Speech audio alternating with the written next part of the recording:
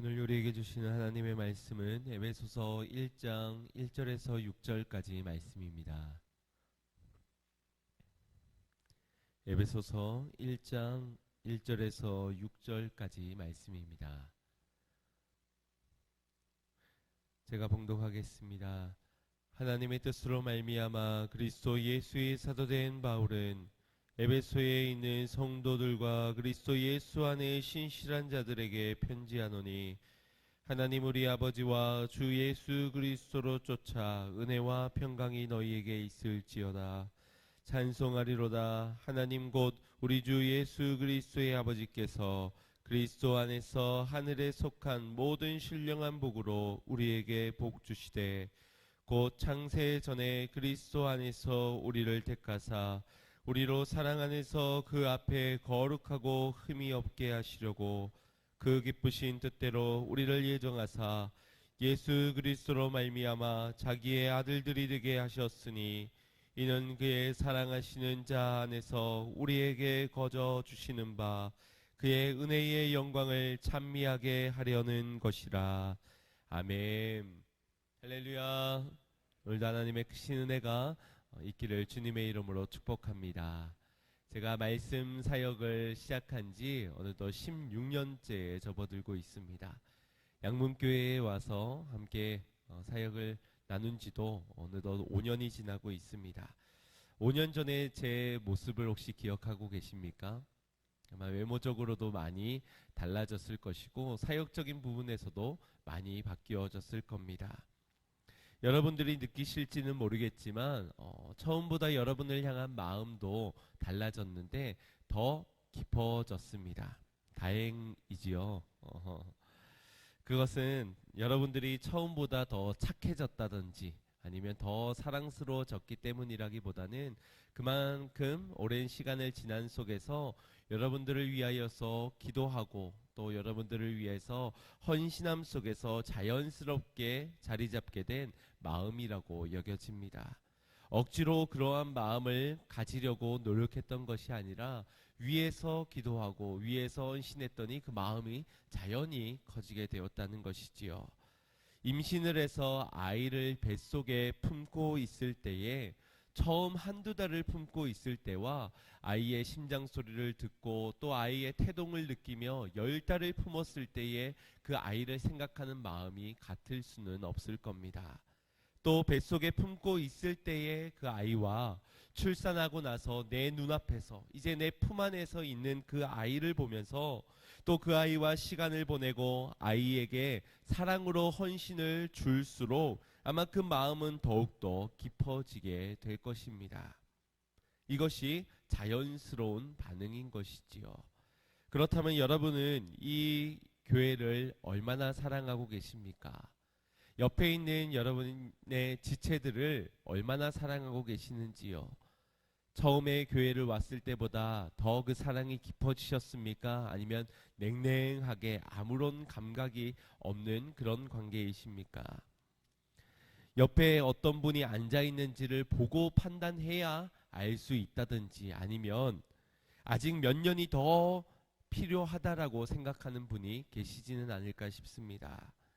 지난주에 여러분에게 교육부 아이들의 이름이 적혀있는 그리고 기도 내용이 적혀있는 이 기도 편지를 드린 바 있습니다. 혹시 여러분은 이 아이들이 더 사랑스러워지셨습니까? 지난 한 주간 한 번이라도 이 아이들의 이름을 불러가고 기도를 했더라면 그때의 마음과 지금의 마음은 분명 조금이라도 달라져야 정상일 겁니다. 내게서 사랑이 깊어지기는커녕 식어지고 있다는 것은 그만큼 그 영혼을 위해서 아무것도 하지 않고 있다는 것이기 때문일 겁니다.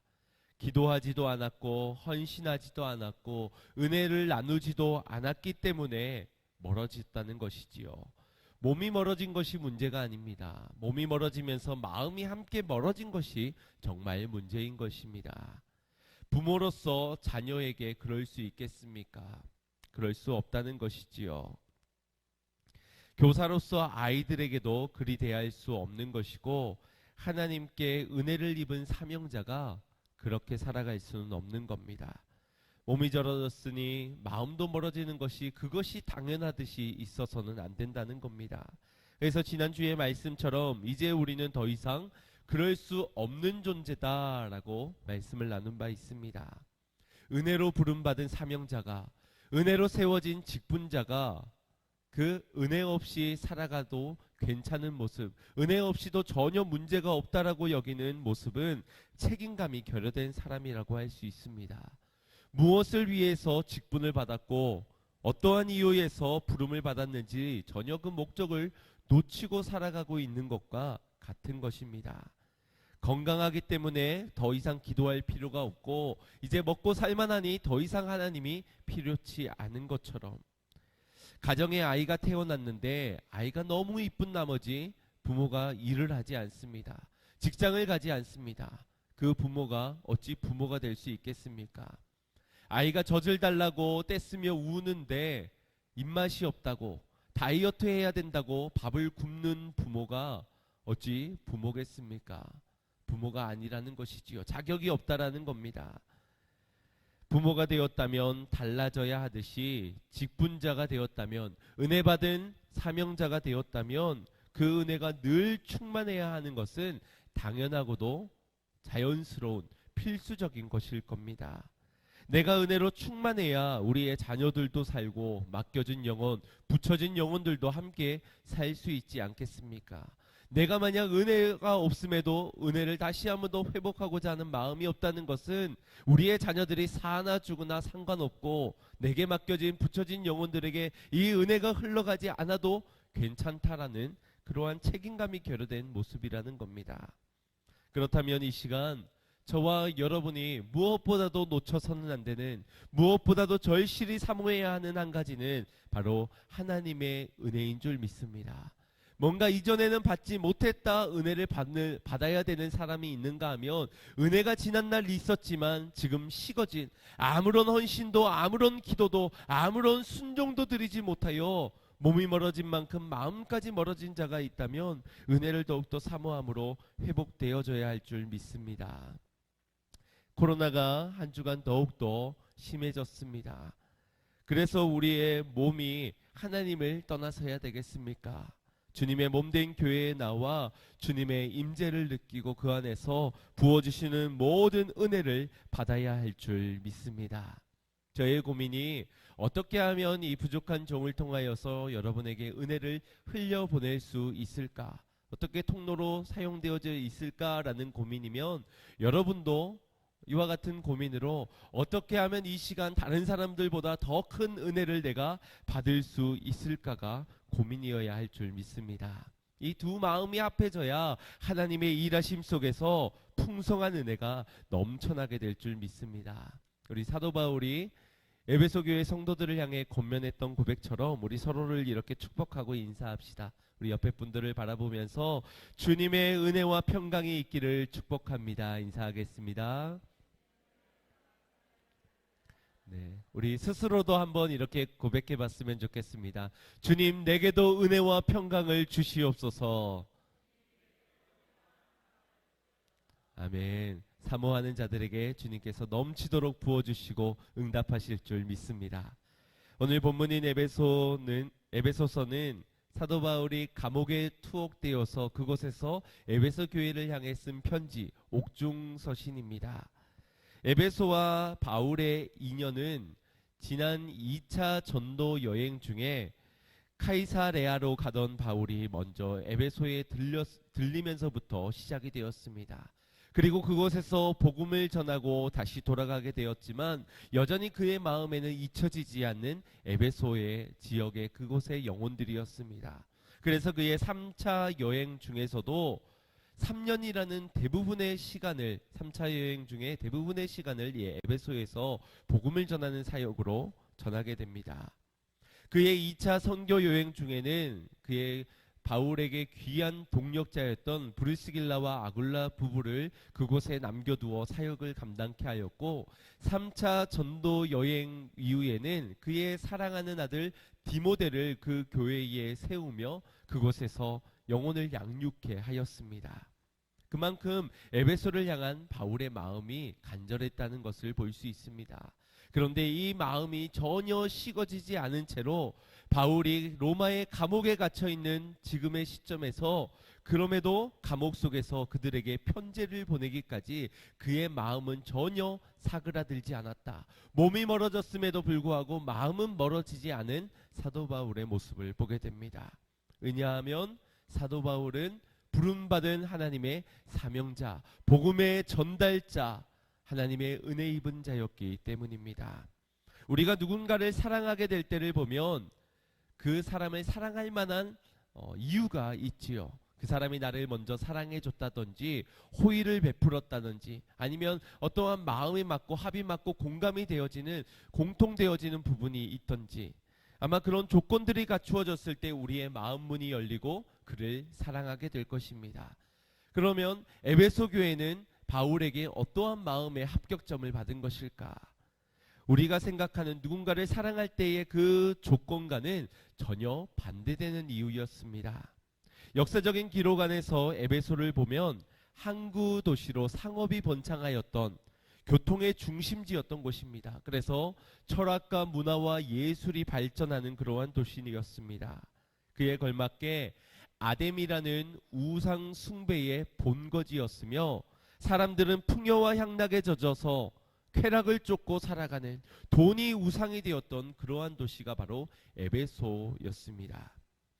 그래서 바울에게 있어서 이 에베소는 뭔가 나에게 좋은 유익한 무언가를 줬기 때문에 그의 마음 문이 열린 것이 아니라 그에게는 가슴 아픈 현장, 죽어가는 저 영혼들을 보면서 그에게는 아픈 손가락이 바로 에베소였던 겁니다. 그래서 더욱 마음이 쓰였고 그래서 그곳의 영혼을 위해서 기도하지 않을 수가 없었던 것이지요. 그들의 영혼을 위하여 복음을 전하고 헌신하고 기도하고 마음을 쏟으니 몸이 멀어졌지만 여전히 그들을 향한 마음은 더욱더 애절해지고 깊어질 수밖에 없었던 겁니다. 그런 바울의 마음이 고스란히 담겨져 있는 것이 오늘 본문의 에베소서입니다. 이 에베소서에 담긴 내용은 성도인 자가 누구이며 어떻게 행하며 살아야 하는지, 또 교회의 영광이 무엇인지, 교회가 어떻게 세워져 가는지 교회론과 구원론에 대해서 담고 있습니다. 먼저 1절 말씀을 함께 보겠습니다. 시작. 하나님의 뜻으로 말미암아 그리스도 예수의 사도된 바울은 에베소에 있는 성도들과 그리스도 예수 안에 신실한 자들에게 편지하노니. 아멘. 하나님의 뜻으로 말미암아 그리스도 안에서 사도된 바울이라고 자기 자신을 이렇게 소개를 하고 있습니다. 이를 통하여서 이 편지의 발신자가 누구인지를 알 수 있습니다. 사도 바울인 것이지요. 언뜻 보기에는 편지의 주체자가 되는 것이 사도 바울처럼 여겨질 수 있겠지만 엄밀히 따지면 이 편지의 준치는 하나님의 뜻으로 말미암아 부름받은 사도된 바울, 그가 전하는 편지이기에 이 주체는 바로 하나님임을 밝히고 있는 겁니다. 또한 자기의 정체성에 대하여서도 내가 사도입니다, 내가 사도라 라고 말하는 것이 아니라 나를 사도로 불러주신 하나님이 중심이 되어서 고백을 하고 있는 겁니다. 다시 말해서 예수 그리스도에서부터 시작된 나의 인생입니다 라고 고백을 하고 있는 겁니다. 1절을 통해 알 수 있는 것은 발신자인 사도 바울이 자기 자신이 누구인지를 분명하고 명확하게 알고 있습니다. 자기의 인생을 말하면서 나는 하나님에서부터, 하나님의 은혜에서부터 시작되어진 인생입니다라고 고백을 하고 있는 겁니다. 이것이 얼마나 귀하고 아름다운 고백입니까? 오늘날 우리가 사는 이 땅 가운데서 잘못된 자기 이해와 인생의 해석들로 인하여서 얼마나 많은 문제들이 일어나고 있습니까? 자기가 주체가 되고 자기가 중심이 되어 내가 보는 것으로, 내가 느끼는 것으로, 내가 생각하는 것으로 판단하면서 이 땅에 일어나는 많은 문제들을 보십시오. 그것이 다 문제 많은 내게서부터 시작되었기 때문입니다. 내가 중심이 되어 이해하고 해석하였기 때문에 그 판단에 의한 선택들 때문에 그 열매가 아름답지 못하고 또한 고귀하지도 못하는 것이지요. 내가 시작이고 내가 출발점인 신앙생활은 또한 어떠합니까? 내가 중심이 되니 하나님을 내게 끼워 맞추게 됩니다. 내가 기도하는 이유도, 내가 헌신하고 봉사하는 이유도 나를 위해서입니다. 나를 위해서 헌금하고 나를 위해서 순종합니다. 그러니 하나님은 나를 위해 필요한 존재가 되어져 버린다는 겁니다. 그 인생에 어찌 선한 것이 나타날 수 있겠습니까? 이러한 자의 모습에서는 교회 안에서도 내가 드러나야 되고 내가 빠지게 되므로 실족하게 됩니다. 내게서부터 시작돼야 되고 나로부터 이루어져야 된다라고 생각합니다. 우리가 의인됨이 어디서부터 시작된 것입니까? 내가 거룩함을 어디서부터 비롯된 것입니까? 바로 하나님께서부터 시작된 것인 줄 믿습니다. 그분의 뜻하심 아래, 그분의 은혜 아래서 내가 의인으로 부름을 받았고 하나님의 거룩한 자녀가 되었다는 겁니다. 거룩할 성의 길 도자에 성도로 부름받은 것은 우리의 의지에서가 아니라 하나님의 의지에서부터 시작된 것이라는 겁니다. 그래서 사도 바울은 자신의 정체성에 의해서 하나님의 뜻으로 말미암아 그리스도 안에 사도된 나 바울 자신이 라고 자신을 소개하며 또한 자신뿐만 아니라 이 편지를 전해받게 되는 수신자들의 정체성도 이렇게 선포하고 있습니다. 1절 하반절을 보시면 에베소에 있는 성도들과 그리스도 예수 안에 신실한 자들에게 편지한다. 이 편지를 받는 자들의 정체성을 이렇게 말하고 있습니다. 생각해 보십시오. 그들의 성도 안에서는 성도답지 못한 성도가 있을 겁니다. 은혜를 잃어버린 신실하지 못한 자도 분명히 있었을 겁니다. 그럼에도 불구하고 보지 못하는 멀리 떨어져 있는 상태에서 그들의 정체성을 이렇게 선포할 수 있었던 것은 그러한 모습을 자격을 갖춰서 거룩한 성도가 된 것이 아니요, 무언가를 행위가 맞추어졌기 때문에 신실한 자가 된 것이 아니라 하나님의 은혜 가운데 하나님의 의지 가운데 정해졌기에 사도 바울은 이와 같이 믿음으로 선포를 할 수 있었던 겁니다. 여러분들의 정체성은 성도요, 그리스도 안에 있는 자들이요, 신실한 자들이라고 그들의 정체성을 전해줄 수 있었던 겁니다. 교회와 성도를 이해하는 데 있어서 가장 중심의 핵심은 바로 하나님에게서부터 시작되어졌다. 하나님의 은혜에서부터 출발되어졌다. 이것이 바로 성도와 교회를 이해하는 데의 가장 핵심인 줄 믿습니다. 그래서 은혜이고 그래서 축복인 것이지요. 내가 무언가가 잘나서 무언가를 해내서가 아니라 거룩하신 하나님, 그분이 나와 관계를 이어주셔서 언약적 관계 안에 나를 붙잡아 주셨기 때문에 우리가 거룩한 성도가, 거룩한 백성이 된 것입니다. 그분이 있어 내가 있는 것임을 믿으시길 바랍니다. 그분의 은혜 아래 있기에 내가 이 자리에 설 수 있게 된 것임을 믿으시길 바랍니다. 그분의 광대하신 뜻 안에서 우리의 존재를 인식하는 이런 믿음의 눈이 우리에게 있어야 될 줄 믿습니다. 우리의 눈에 보여지는 판단으로 은혜를 논할 수 없는 것이지요. 그래서 우리의 신앙생활, 오늘 드려지는 예배와 맡겨진 나의 사명, 직분, 이 모든 것이 다 하나님으로부터 시작된 은혜임을 믿으시길 바랍니다. 여기가 믿어져야, 이 시작점이 믿어져야 오늘 내가 순종도 할 수 있는 겁니다. 집사로서, 권사로서, 장로로서 불러주신 이 은혜에서부터 비롯되어져야 내가 순종도, 내가 충성도 드릴 수 있는 겁니다. 다메섹 도상에서 사도 바울은 예수님을 만나기 이전과 이후의 삶이 전혀 달라지게 되었습니다. 그때부터 바울은 새로운 인생이 되었다고 생각했지만 깨닫고 보니 태초부터 하나님은 자신을 택정하시고 여기까지 인도하셨다는 사실을 발견하게 됩니다. 그 은혜가 놀라와 다메섹까지에 도달했던 자신의 어떠한 노력이나 자신의 어떠한 수고가 담겨져 있지 않고 자신이 나기 이전에, 태초 창세 이전에 지음받은 그 선택으로 인하여서 은혜 받았다는 사실이 바울로 하여금 감옥에 갇혀서도 하나님을 찬양하며 그 감옥에서 에베소 성도들을 향해 편지를 전해주기까지 하나님의 사역을 끝까지 감당했던 것입니다. 그렇다면 우리는 어떻습니까?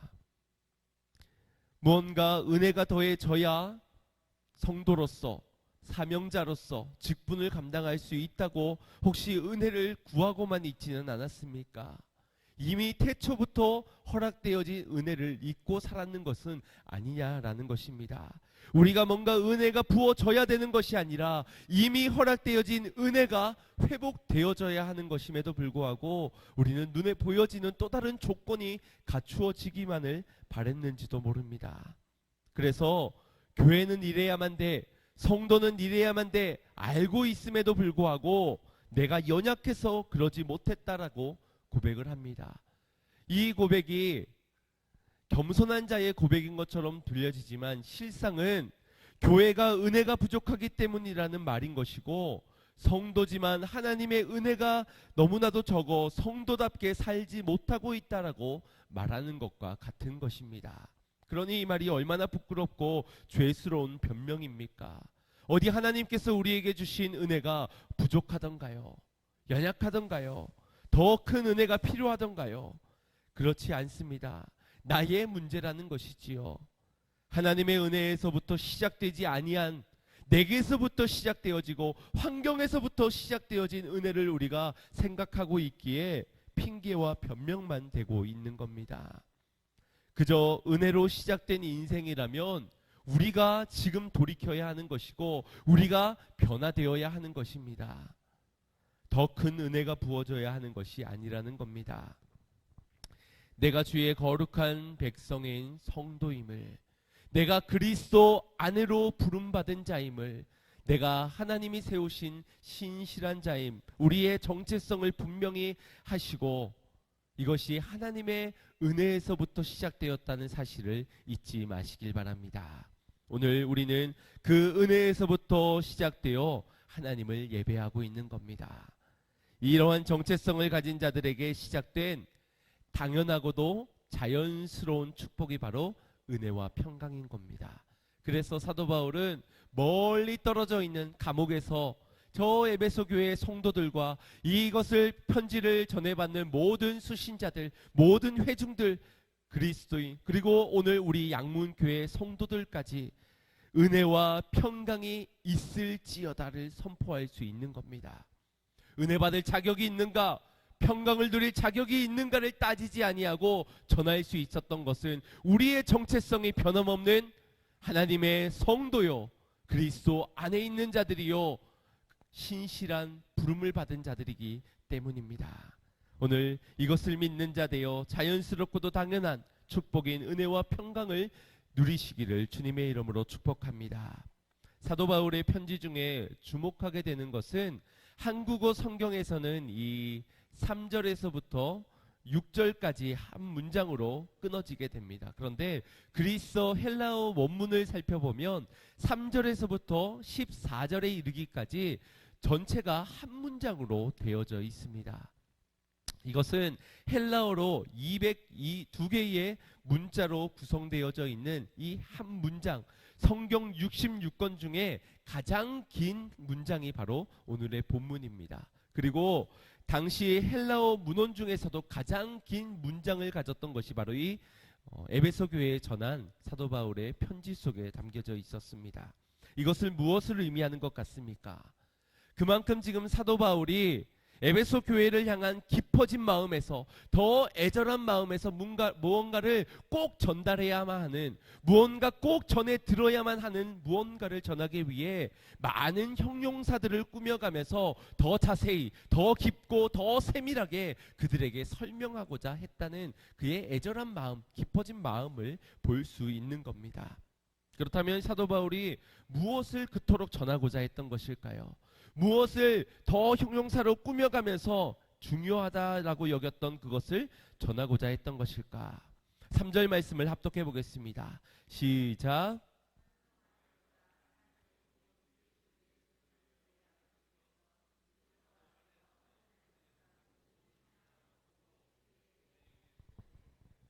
아멘.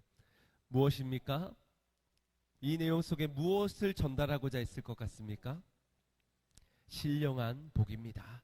신령한 복을 너희도 깨닫길 위하여, 너희에게 전해지는 이 신령한 법도 너희도 깨달아 알기 위하여 이것을 무려 한 문장, 모든 문헌 중에서 가장 긴 문장으로 그가 설명을 하고자 했던 겁니다. 특별히 신령한 복의 내용을 담은 3절에서 14절까지의 문장을 세 부분으로 나눌 수가 있는데, 먼저 오늘 함께 읽은 3절에서 6절까지의 말씀, 이것이 성부 하나님이 전하는 축복입니다.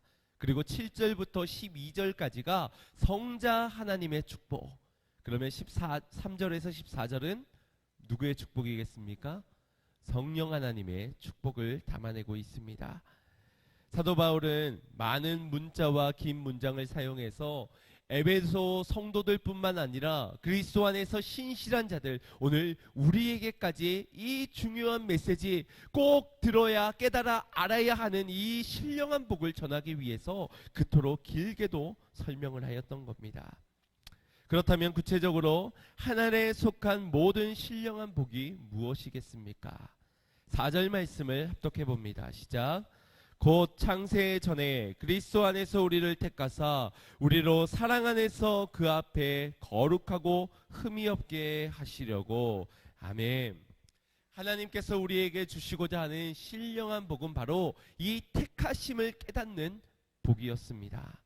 내게서 아무런 조건을 보지 아니하시고 창세전으로부터 우리를 택하셨다는 것이지요. 이 선택의 주체가 누구이십니까? 우리가 아니라 사람에 의하여서가 아니라 하나님에 의하여서입니다.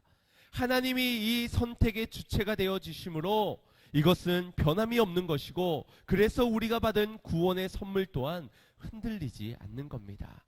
나의 어떠한 문제로 인해, 나의 어떠한 연약함으로 인하여서 이 구원은 전혀 흔들리지 아니하는 영원한 복을 우리에게 허락하여 주신 겁니다. 그러니 이 복이 얼마나 큰 복입니까?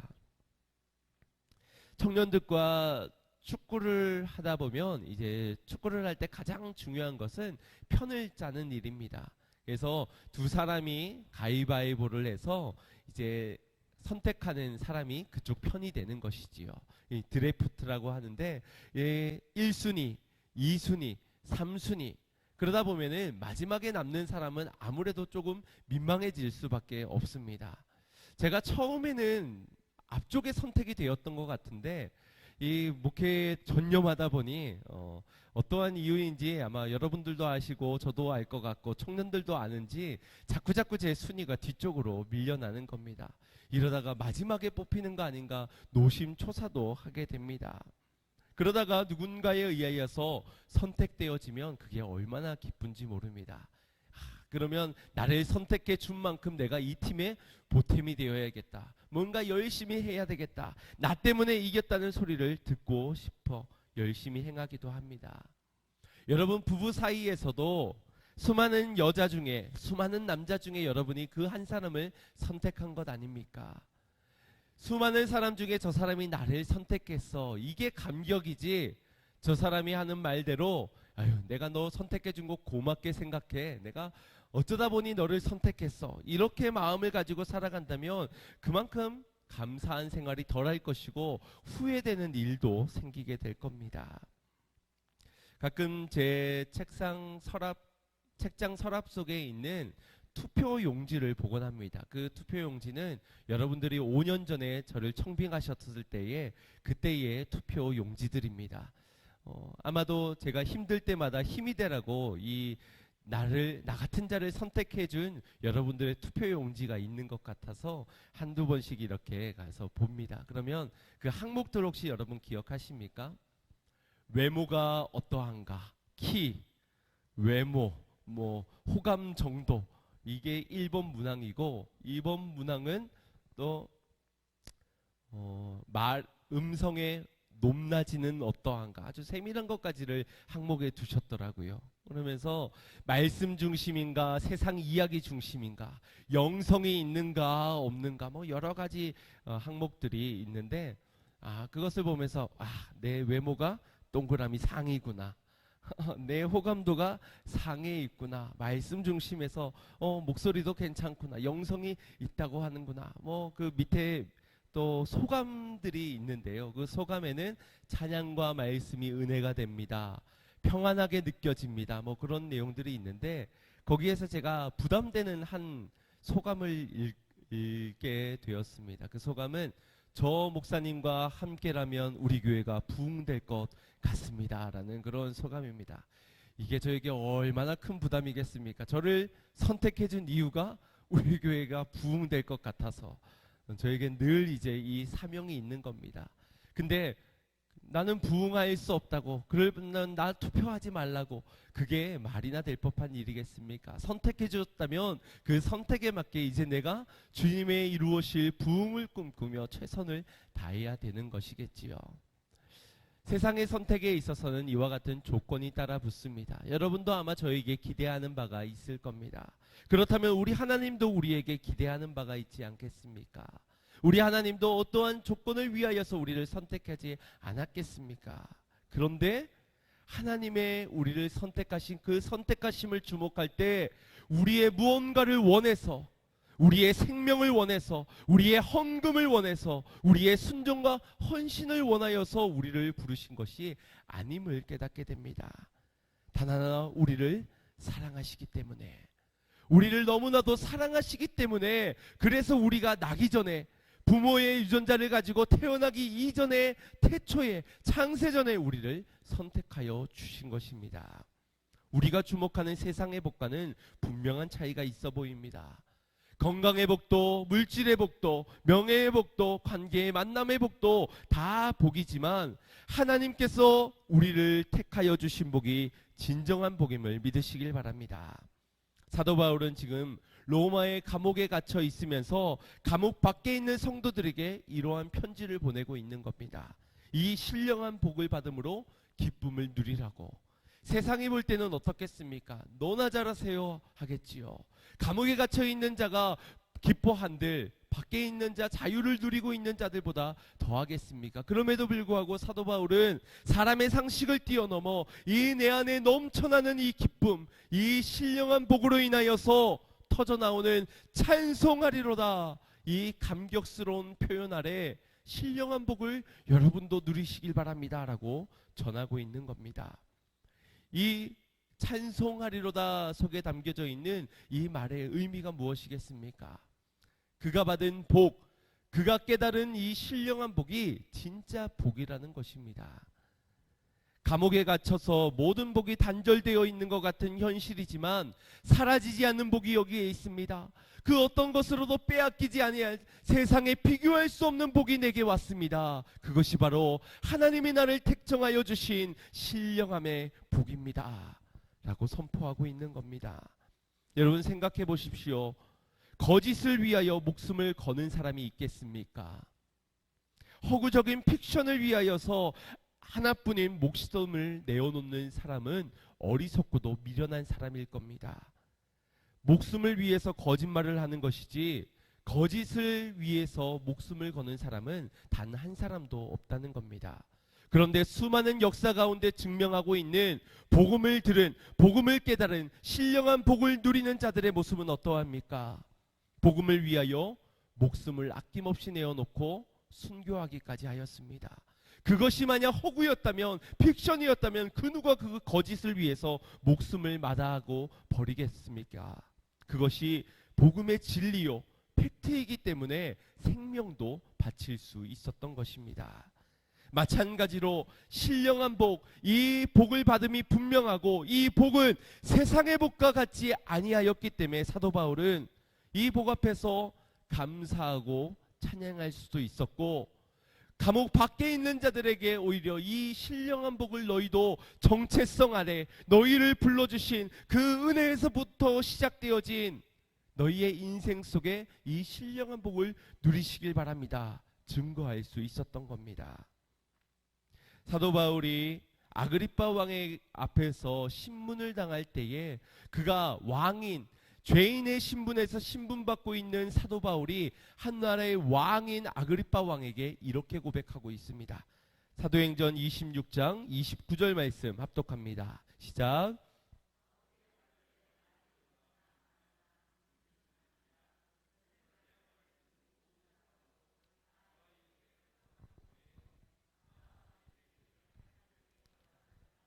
아멘.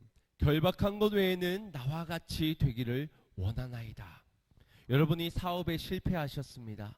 여러분의 인생의 선택의 잘못함으로 불행한 인생을 살아가고 있다고 여겨집니다. 그때에 여러분의 자녀들에게 나와 같이 되기를 원하노라. 누가 그렇게 말할 수 있겠습니까? 누가 그렇게 자녀들을 축복할 수 있겠습니까? 그럴 수 없다는 것이지요. 세상의 눈으로 볼 때는 지금 죄인의 신문을 받고 있는 이 사도 바울이 한나라의 왕 앞에서 나처럼 되라. 누가 다 바울처럼 되고 싶겠습니까? 세상의 눈으로는 그렇게 되고 싶은 사람이 한 사람도 없을 겁니다. 그럼에도 불구하고 사도 바울이 나와 같이 되기를 원하노라 당당하게 고백할 수 있었던 것은 그의 정체성이 분명하였기 때문에, 하나님의 은혜에서부터 시작되어진 자신의 인생은 변함이 없기 때문에, 내가 받은 복이 세상 그 어떤 복과도 비교할 수 없는 신령함의 복, 영원함의 복, 참된 복이었기 때문입니다. 이 복을 오늘 우리에게도 허락하여 주심을 믿으시길 바랍니다. 이 복이 영원한 것임을 믿는 성도님들 되시길 바랍니다. 더 큰 은혜가 필요한 것이 아니라 이 은혜 받음을 회복해야 될 줄 믿습니다. 요한복음 10장 28절에 예수님께서 또한 이렇게 말씀하셨습니다. 내가 저희에게 영생을 주노니 영원히 멸망치 아니할 터이요 또 저희를 내 손에서 빼앗을 자가 없느니라. 아멘. 영생을 주고 그것을 그 누구도 빼앗아갈 자가 없다라고 말씀하셨습니다. 고난을 당해도 핍박을 당해도 세상이 나를 부인해도 이 영생을 빼앗을 자가 없는 것임을 믿으시길 바랍니다. 하나님은 우리를 포기하시는 법이 없으십니다. 의로운 손으로 우리를 붙드신 것을 놓는 법이 없으십니다. 그것이 우리에게 은혜를 주는 것이고 그것이 우리에게 평강을 주는 것입니다. 그러니 은혜 있을지어다 평강이 있을지어다 무언가가 되어져야지, 이렇게 되어져야지, 내 기도 제목이 응답되어져야지 은혜와 평강이 도달하는 것이 아니라 우리의 정체성을 분명히 할 때 성도임을, 그리스도 안에 된 자임을, 내가 신실한 하나님의 은혜 안에 세워진 자임을 믿을 때에 은혜와 평강이 우리의 것임을 믿으시길 바랍니다. 왜 하나님은 우리를 선택하셨습니까? 왜 그러셨을까? 5절 말씀에 이렇게 기록하고 있습니다. 시작. 그 기쁘신 뜻대로 우리를 예정하사 예수 그리스도로 말미암아 자기의 아들들이 되게 하셨으니. 아멘. 그분이 억지로 마지못해 등 떠밀려서가 아닙니다. 무언가 조건이 갖추어져서가 아닙니다. 그분의 기쁘신 뜻대로 우리를 예정하셨습니다. 그분이 우리에게 조건을 들이밀지 않았는데 우리가 어찌 주님께 조건을 말할 수 있겠습니까? 이래야만 은혜 받을 수 있고 이래야만 평강이 넘칠 수 있다고 어찌 그 조건 없이 우리를 사랑하여 주신 주님의 예정하신 은혜 앞에 우리가 무엇을 말할 수 있겠습니까? 주님은 우리에게 값없는 사랑을 허락하시고 자기 아들이 되기 위하여 우리를 예정하셨다 말씀하십니다. 그분의 섭리대로 우리를 자녀 삼아 주셨는데 이것을 과연 우리의 사고와 우리의 이해 방식으로 이해할 수 있겠습니까? 우리가 이해할 수 없을 겁니다. 설명할 수도 없을 겁니다. 그저 하나님의 은혜라고밖에 말할 수 없는 것이지요. 그 은혜로 말미암아 우리는 고아에서 자녀로, 절망에서 소망으로, 저주에서 생명으로, 지옥에서 천국으로 바뀌어지게 된 줄 믿으시길 바랍니다. 이 감격은 사라지지 않는다는 것이지요. 이 놀랍고도 신비로운 은혜 앞에서 우리는 그저 찬송하리로다, 찬송하리로다. 오늘 내가 택정함을 받은 것으로 끝나는 인생이 아니라 사도 바울처럼 누군가를 위해 기도할 때, 예그름을 위해 기도할 때에 한 달 동안 기도한 것으로 새생명 축제 끝나고부터 끝난 것이 아니라 정말 우리가 믿음으로 저 영혼을 품었다면, 저 영혼을 위해서 기도했다면 우리의 애절한 마음에서 저들도 이 신령한 복을 발견하였으면 좋겠구나, 더욱더 깊어진 마음에서 애쓰지 않겠습니까? 내 비록 감옥에 있더라도, 내 비록 고난에 처해, 내 비록 불행 중에 있다 하더라도 사라지지 않는 이 신령한 복으로 인하여서 저들에게 너희도 나와 같이 되기를 원하노라 그들에게 전하지 않겠습니까? 우리가 이 신비로운 은혜 앞에서 성도다운 삶으로 자연스럽고도 당연한 삶으로 살아가게 될 줄 믿습니다. 우리 6절 말씀을 마지막으로 합독해 보겠습니다. 시작. 이는 그의 사랑하시는 자 안에서 우리에게 거저 주시는 바 그의 은혜의 영광을 찬미하게 하려는 것이라. 아멘. 왜 우리에게 값을 치르지 않고 거저 택하심의 은혜를 주셨습니까?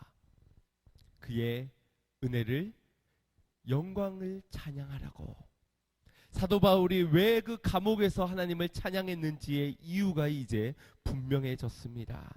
고난 중에도 이와 같은 감격을 고백할 수 있었던 이유는 다름 아닌 나를 택하신 그 은혜 안에서 거룩하고 흠없는 자로 하나님의 아들로 나를 불러주신 그 은혜 안에서 찬송할 수밖에 없게 된 인생이기 때문입니다. 세상의 허다한 종교들은 우리에게 무언가를 요구합니다. 너희가 생명을 얻고자 한다면 헌신하라고, 너희가 은혜 받고자 한다면 충성하라고, 너희가 구원함을 얻고자 한다면 너희의 생명까지 바치라고, 더러는 몸을 바치라고 말하는 그런 추잡한 종교들도 있지요. 여러분, 그러나 기독교는 다릅니다. 우리에게 은혜 주심이 먼저입니다.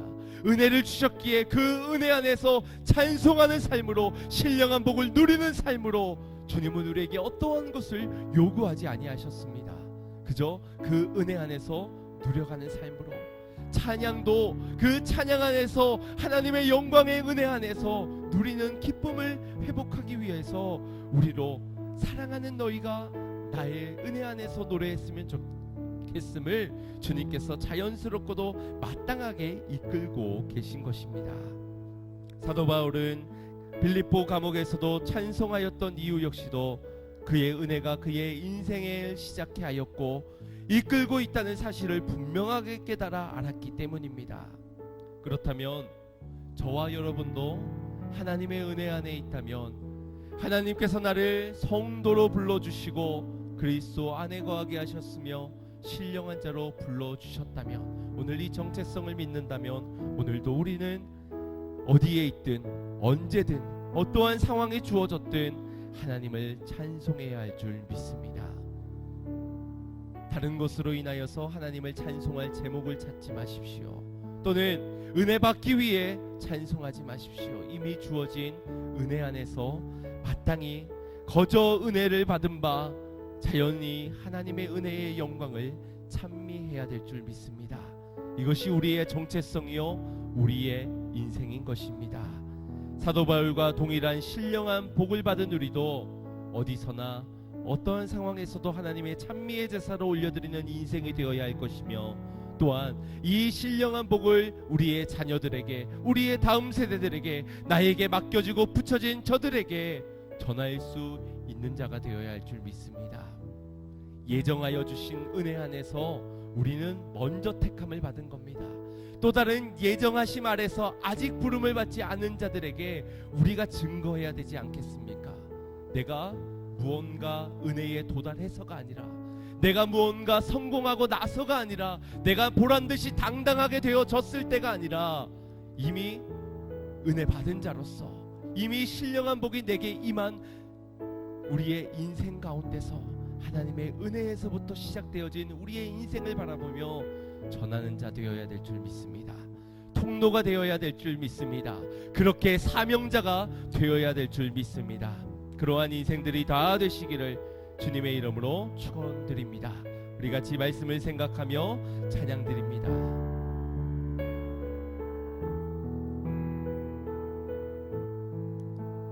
시작됐네, 시작됐네.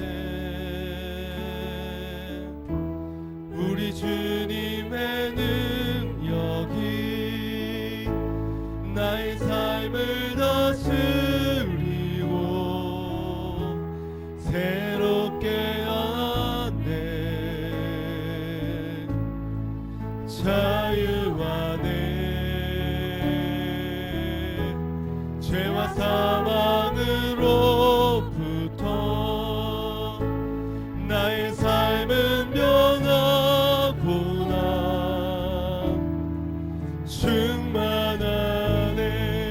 다시 한 번 더 시작됐네. 시작됐네. 우리 주님의 능력이 나의 삶을 다스리고 새롭게 하네. 그 은혜 안에 나는 자유하네. 죄와 사망으로부터 나의 삶은 변하고 난 충만하네. 은혜로다 은혜로다 주의 은혜 한량없는 주의 은혜 은혜로다 주의 은혜 변함없는 신실하신 주의 주님이 내게 은혜를 주셨습니다. 은혜로다 은혜로다 주의 은혜 한량없는 주의 은혜 은혜로다 주의 은혜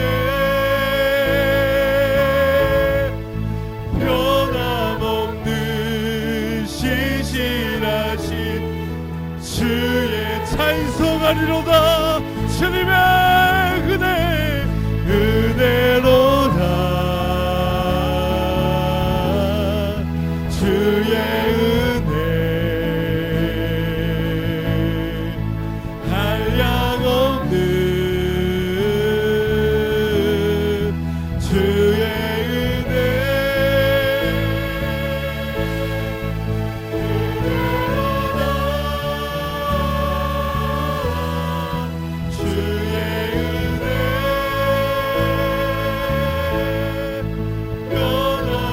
변함없는 신실하신 주의 은혜. 오늘 주님의 의 은혜가 얼마나 크신지요. 오늘 나의 어떠한 것이 아니라 내가 태어나기 이전에 창세 이전에 나를 먼저 택정하여 주신 이 은혜가 놀랍고도 신비로운 줄 믿습니다. 그러나 우리의 인생에 어느덧 더 큰 은혜를 사모하고 있는지 모릅니다.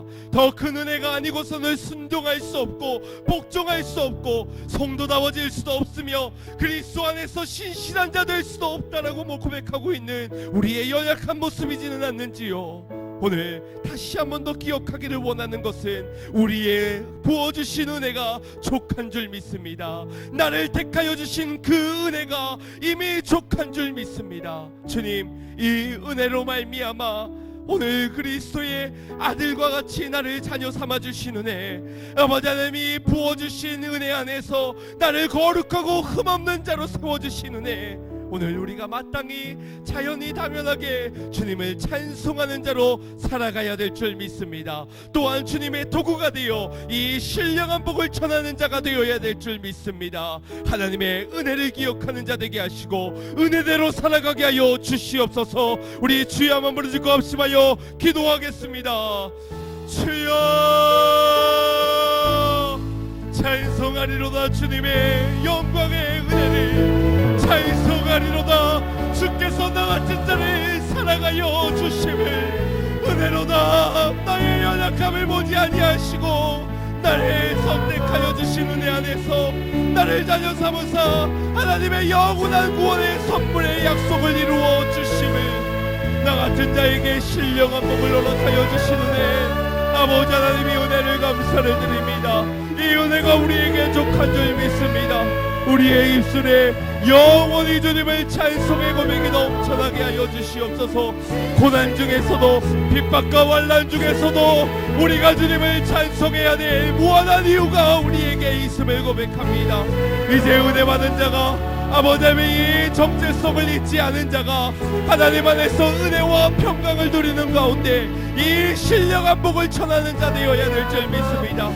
기도하기 때문에, 사랑하기 때문에, 그들을 위해 헌신하였기 때문에 더 깊어진 마음에서 우리의 자녀들을 향한, 우리의 다음 세대들을 향한, 나에게 붙여진 맡겨진 영혼들을 향한 그들에게 이 신령한 복을 나뉘어지며 그들에게 하나님의 이 은혜 안에 회복되어지는 날을 기대하며 나와 같이 되기를 원하노라. 선하는 자가 되어야 될 줄 믿습니다. 사랑의 주 하나님, 오늘 은혜 받기 위해 찬양하는 인생이 아니라 하나님의 택정하신 은혜에 거저받았기에 마땅히 우리가 주님의 은혜의 영광을 찬미의 제사를 올려드리는 심령이 되어야 할 줄 믿습니다. 여전히 조건을 하나님께 구하고 있지는 않은지요.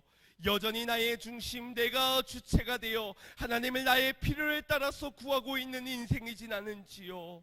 오늘 태초부터 나를 택정하여 주신 그 은혜, 거룩한 성도로 불러주시며 예수 그리스도의 크신 사랑 안에 거하며 신실한 자로 불러주신 그 은혜 안에서 이제 우리가 마땅히 주님을 찬양하며 살아가야 될 줄 믿습니다. 거룩한 흠이 없는 존재로 살아가야 될 줄 믿습니다. 그리스도 안에 속한 자답게 살아가야 될 줄 믿습니다. 그러한 인생에서 오늘 우리가 축복의 통로가 되어 내가 받은 신령한 복을 내게 머물러 있는 것이 아니라 오늘 우리의 자녀들과 다음 세대들과 저 영혼들에게 흘려보내야 될 줄 믿사오니 직분자답게, 사명자답게, 은혜받은 자답게 살아가는 자 되게 하여 주시옵소서.